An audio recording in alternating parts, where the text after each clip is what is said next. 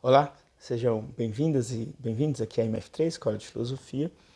O tema de hoje é, dando sequência ao Kierkegaard,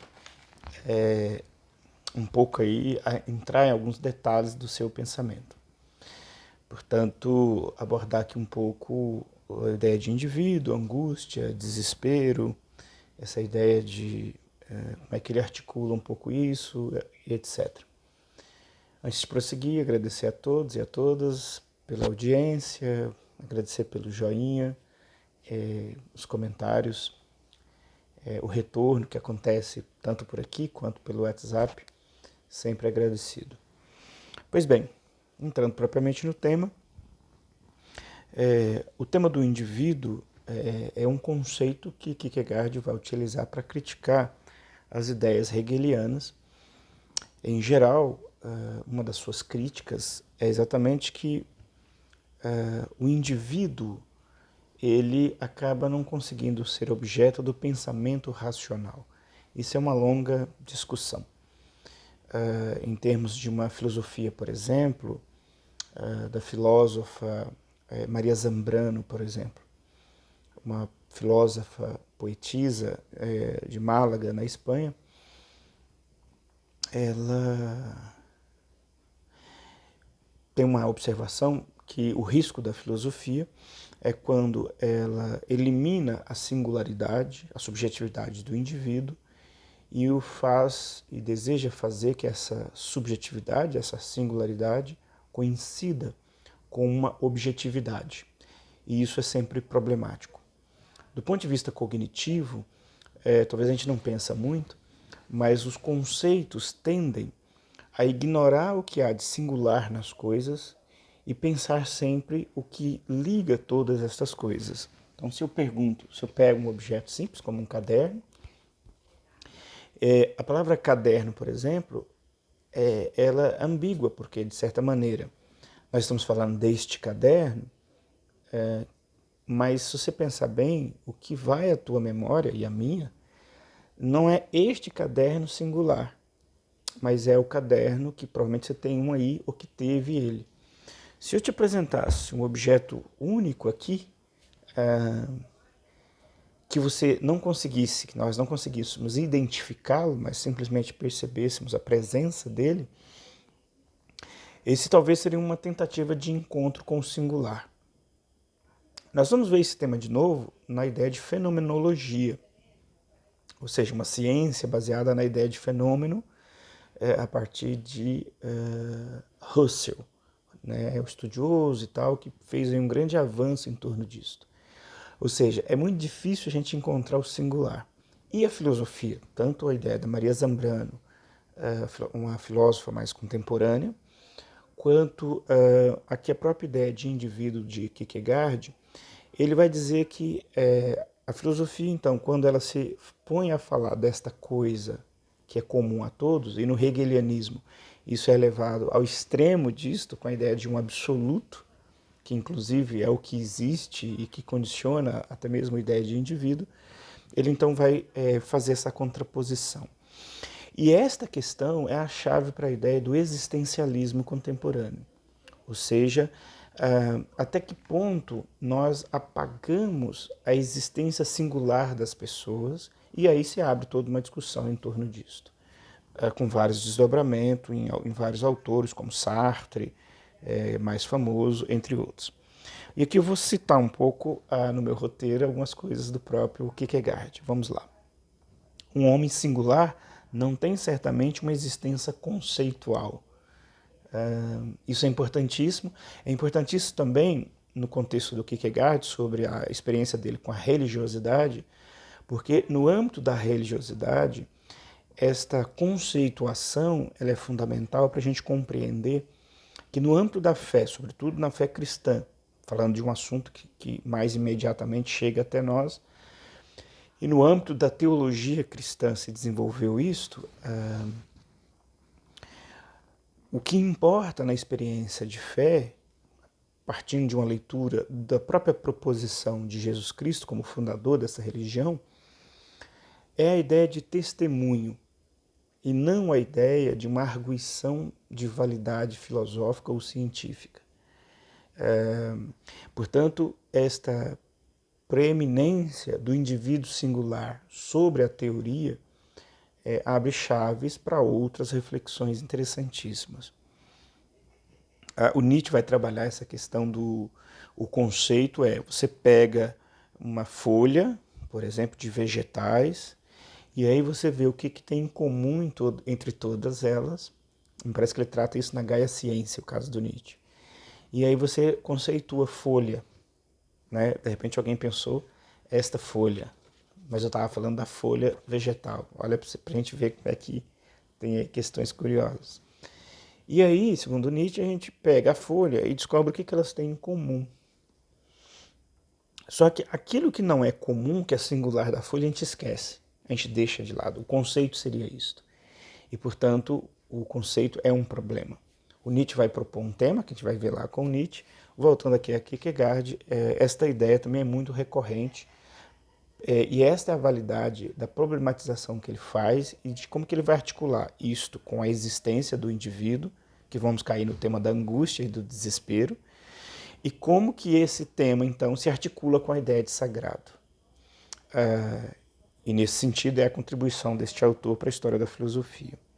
Ele diz aqui mais um pouco que entre os animais a espécie importa mais, porque de certa maneira a espécie, com a sua programação da espécie, o João de Barro faz a sua casinha porque ele tem uma programação da espécie dele, da subespécie, da categoria, então ele é condicionado exteriormente e ele atua sobre isso.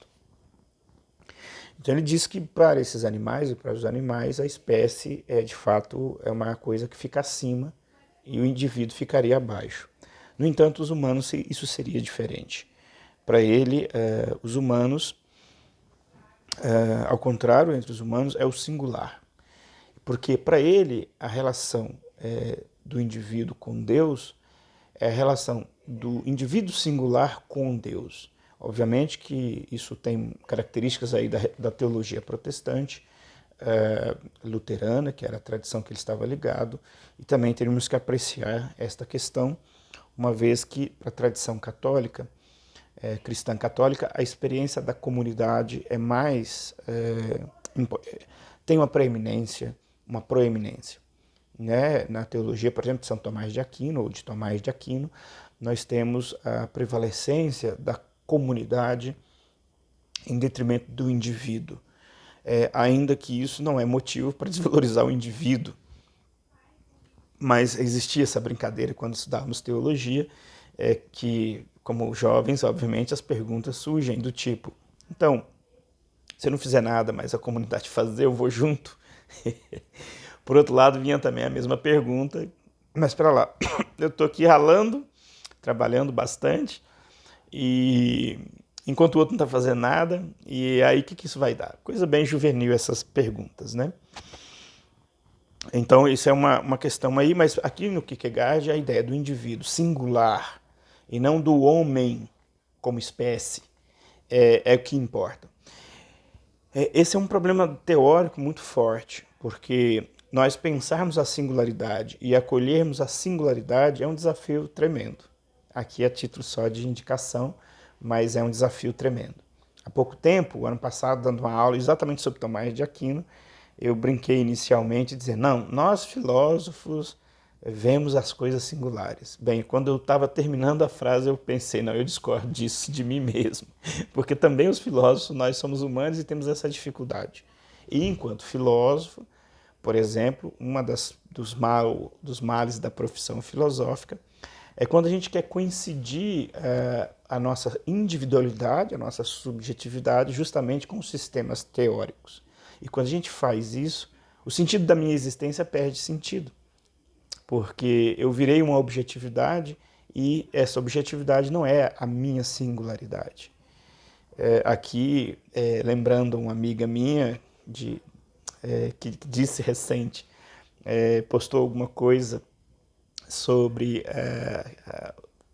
um filósofo, e esse filósofo falava um pouco sobre a ideia de loucura. É um conceito bem amplo dentro desse filósofo, e eu fiz a brincadeira para não gourmetizarmos a loucura. E ela deu como resposta que mas também não podemos ficar aí cultivando as neuroses. No caso do filósofo, lembrei disso aqui, porque no caso do filósofo, se ele tornar objetiva a sua subjetividade, ele perde a sua singularidade. E, obviamente, a sua singularidade, às vezes, é essa indiciocracia que poderíamos vermos aí como uma manifestação de uma coisa que é fora do normal, quer dizer, dos outros. E esta manifestação do normal, da minha singularidade, que eventualmente eu tenho que abrir mão de querer me adequar a uma normatividade, a um ponto em comum com todos, é que às vezes é tido, no caso do Deleuze, como esta singularidade radical da pessoa.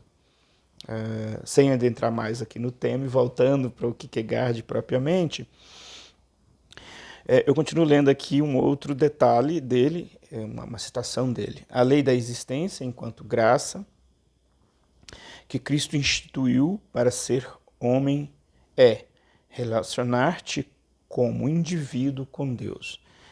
Fecha aspas. Isso aqui é uma citação do pensamento dele, retomando, recolocando aqui o que eu adiantei de um indivíduo que se relaciona diretamente com Deus. Obviamente isso aqui tem relação com o contexto protestante, o qual ele tinha ligação direta. O tema da angústia, lendo aqui uma citação, a angústia é a possibilidade da liberdade, do próprio Kierkegaard, a citação, a angústia é a possibilidade da liberdade. Somente essa angústia, através da fé, tem a capacidade de formar absolutamente, enquanto destrói todas as finitudes, descobrindo todas as suas ilusões. O tema da possibilidade, a categoria da possibilidade, ela vai também ser estruturador. Enquanto livre, eu tenho a capacidade de, digamos assim, a possibilidade de fazer escolhas. E essa possibilidade de fazer escolhas diante infinitas possibilidades, isso gera a angústia. E aí poderíamos falar de um nível de angústia mais suave e um nível de angústia mais exigente, que no processos terapêuticos, digamos assim, que essa angústia básica é possível e o processo terapêutico entraria quando esse processo paralisa a existência do indivíduo. No caso aqui da Kierkegaard, a relação da fé com a fé, e é um tipo de relação específica com a fé, é que permitirá ao homem, de certa maneira, apaziguar esta angústia. A fé promoveria esse conforto, né? Ela resolveria infinitas possibilidades que eu tenho para eu fazer escolhas, e esta percepção e a sensação de que eu não tenho certeza de qual destas opções eu faria, eu romperia este estado nesse processo da minha relação com Deus, do infinito comigo que sou finito. Aqui mais uma vez também, em resumo dos resumos. E a não solução através da experiência da fé, e por isso que toda a questão kierkegaardiana passa por uma relação também com a ideia de fé, quer dizer, encaminha dos estágios estéticos, que eu falei passado, que é quando a existência está ligado, meio que se encanta com todas as possibilidades. Isso depois encaminha para um estágio ético, que, para além das possibilidades, ou seja, cria uma parametrização do que é valor, portanto, do que dentre as possibilidades eu faria. E esse último estágio religioso, que é essa conexão com Deus. E, portanto, isso aplacaria a angústia. Não saltando destes estágios, ficando no estético, por exemplo, a possibilidade, então, é do desespero. O desespero é que quando você olha para fora, gera angústia, que é a relação minha com essa possibilidade. Quando eu não consigo a solução para isso, e eu olho para dentro de mim e vejo os meus limites, entre outras coisas, e a impossibilidade de dentro de mim eu conseguir prover uma resposta adequada, obviamente que cria-se o desespero. Então, o desespero é em relação a si mesmo. ou como se encaminha a parte da angústia acima. Ou seja, lendo aqui o meu roteiro, ou eu vou para a solução de uma relação com Deus, ou o contrário. O Kierkegaard vai ter uma apreciação da existência de modo muito dor, é sofrimento, e é isto que gera a salvação da pessoa, uma aceitação desta dor, desta angústia e tal. E não uma espécie de que a vida é possível sem isto. Ele faz o contrário. Temos que absorver isso e dar risada. E sermos irônicos, por exemplo. Os diários do Kierkegaard é a fonte mais importante da sua obra, do seu pensamento, porque nesses diários tem todo o processo de criação dos seus conteúdos e de suas reflexões. A existência do indivíduo que se torna autêntica por relacionar-se com Deus, que é aqui uma frase mais formulada, minha mesmo, mas que expressa a fórmula aí. Por último, uma citação dele para encerrar: o cristianismo não existe mais, mas, para que se possa falar em reavê-lo, era preciso despedaçar o coração de um poeta, e esse poeta sou eu. Uma citação mais no sentido de ilustrar o caráter de como que ele vai retomar o fenômeno religioso, especificamente o cristão, para as suas questões. Kierkegaard tem muitas implicações que eu acabo não abordando aqui com a ciência, em que sentido o seu pensamento tece algumas críticas à ciência, por exemplo, que tenta cientificizar, tornar científico, exprimível pela linguagem da ciência, o fenômeno da fé. Então ele é um crítico a isto. Ele acha que isto não é válido, por assim dizer, ou produtivo, ou coisa do tipo, e que o âmbito da fé teria aí uma autonomia em relação a isto. Encerro, portanto, essas pílulas com Kierkegaard e passo em breve exatamente para outros autores que muito em breve eu anunciarei. No caso aqui, vendo os meus roteiros, vou decidir que caminho vou tomar aqui nos próximos passos aí, mas que muito em breve será o autor Nietzsche a minha abordagem. Até mais, muito obrigado por sua generosidade.